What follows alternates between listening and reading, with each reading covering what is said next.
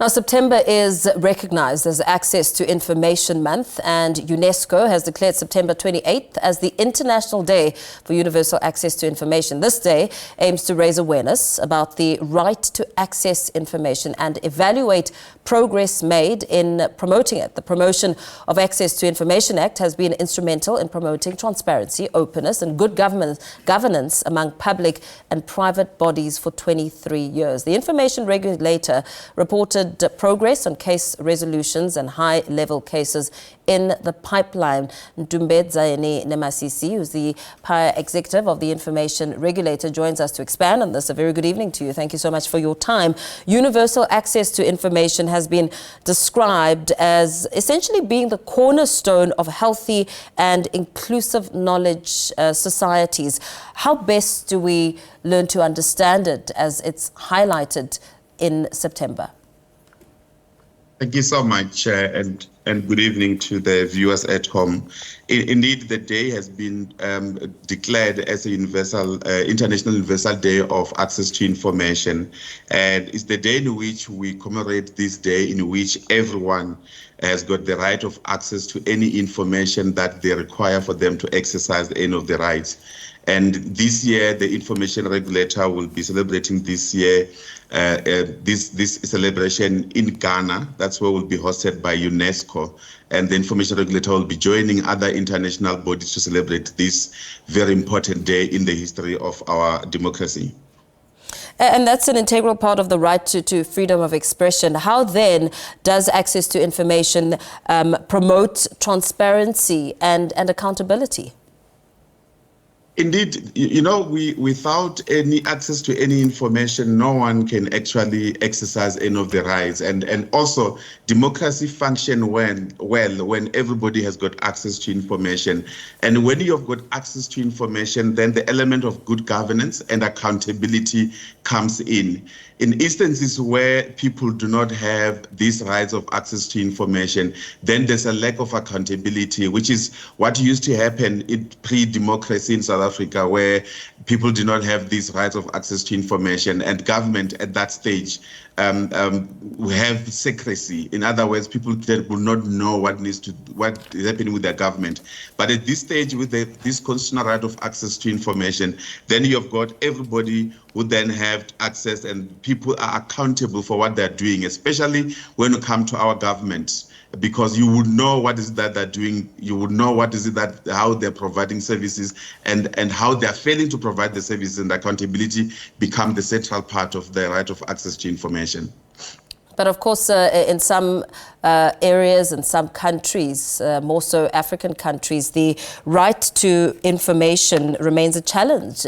I mean, take a look at looking at perhaps accessing the internet and other forms of information and communication. That in itself has quite detrimental outcomes.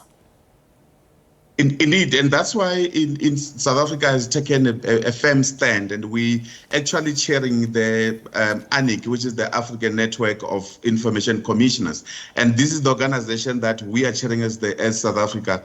And we're championing these rights of access to information across Africa, wherein we're encouraging all African countries to promulgate this legislation similar to our legislation, where everybody will be given access to information. You have seen in other countries, especially during election, you'll see here people are blocking internet, blocking social media companies, and that's intended mostly to violate this very right of access to information. And it's the duty of us as the information regulator, any other countries, to ensure that the public have got access to information, and internet at this stage plays a critical role insofar as accessibility of information is concerned. And of course, we have seen the impact of that, accessing the information and looking, I mean, you touched briefly on the impact it has on the economy, being able to access that information and use it to the betterment of a country.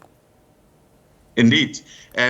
Without this right of access to information, you see the countries that are struggling mostly is the countries that do not have this right of access to information, because there's no element of an accountability and good governance, obviously, without anyone accessing the information, you will not have any good governance. And it's only through the right of access to information, which we are celebrating on the 28th of September, that you will be able to see good governance across all the countries. You'll be able to see an element of accountability.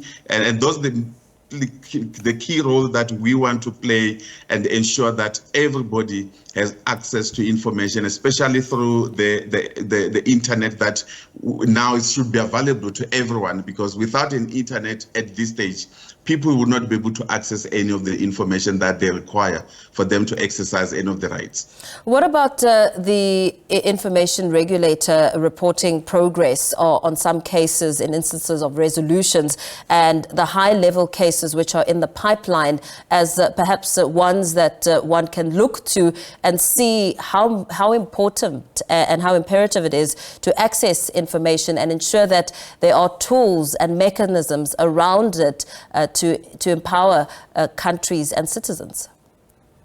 Indeed, and if you look at some of the cases that were highlighted this afternoon at the media briefing, for example, you recall there was a case of Babita Dockham, who was assassinated when she was reported as a whistleblower.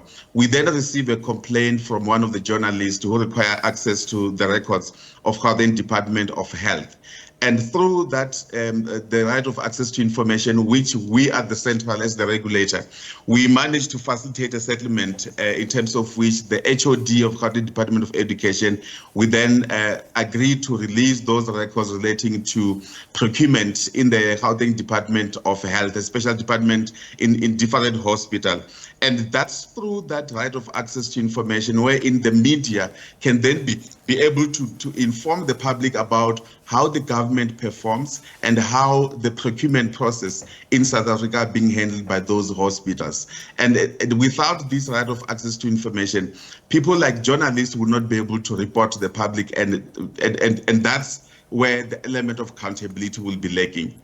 And where are we still lagging as a country, and of course in identifying some of the loopholes that will need to be scrutinized? The loophole that we identify as a country is in terms of our legislation. The information regulator plays a critical role. And unfortunately, in terms of PAIA, there are certain instances wherein we don't have effective enforcement power. For example, if we conduct a compliance assessment against, for example, political parties, when we issue the report and they do not comply with the recommendation that we make, there's nothing that can happen because the legislation has got loopholes. And that's why we have decided that we need to amend the promotion of access to information to ensure that it gives the regulator an effective power wherein they can enforce non-compliance with the legislation. And those are some of the loopholes that we've identified. We already informed the Parliament that we will be bringing proposal of amendment of the legislation so that the information regulator can be able to be effective and enforce this right of access to information. Very well. Thank you so much for speaking to us this evening. Ntsumbedzeni Nemasisi, who's the PAIA executive at the Information Regulator.